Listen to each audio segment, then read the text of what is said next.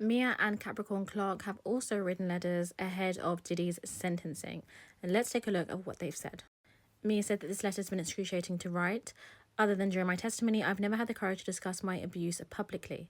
I began working with my abuser in my early 20s after I moved to NYC with only a mattress on my car and a dream in my heart. I was made to believe it was the opportunity of a lifetime to work for him. I was young and naive. From the start, my abuser preyed on that innocence, and what I thought was a once-in-a-lifetime opportunity gradually became a never-ending nightmare. I experienced manipulation, humiliation, coercion, and violence. I was groomed, exploited, and broken down. He controlled every part of my life. I needed his permission for everything, and when I could sleep, when I could eat, when I could use a bathroom, when I could go to my room, and even whether I could buy tampons. He created a life where nothing was mine, and I lived in a constant fear because his moods could determine my right to exist. She said my work for the defendant was not a job, it was captivity. His coercive control and unpredictable violence left lasting psychological scars, anxiety, hypervigilance, dissociation, self-doubt, and an ongoing struggle to reclaim my autonomy. She said she lives with chronic and severe PTSD, depression, and crippling anxiety. She goes on, I have struggled to set roots in any location and build a community of support for fear that my abuser would find me and ruin my life all over again. All of this trauma was compounded by the impact of my testimony at my abuser's trial. The investigation and pre-trial process threw me back into a world I'd spent years desperately trying to suppress. When I tried to imagine walking into a crowded courtroom and facing him, I would black out. For months I suffered from panic attacks, my tongue swelled, my stomach dropped, my hands went cold, my legs became numb, I couldn't sleep, I couldn't eat.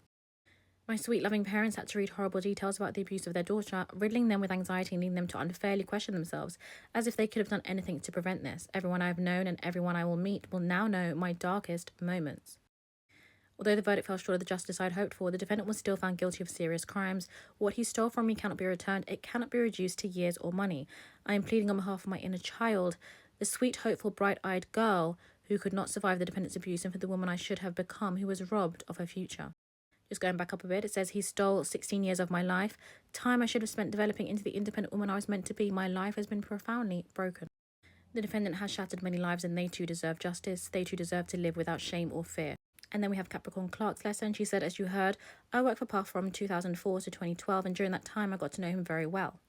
Testifying publicly in front of Puff and his supporters was one of the hardest moments of my life. Every last word you heard from me was the truth.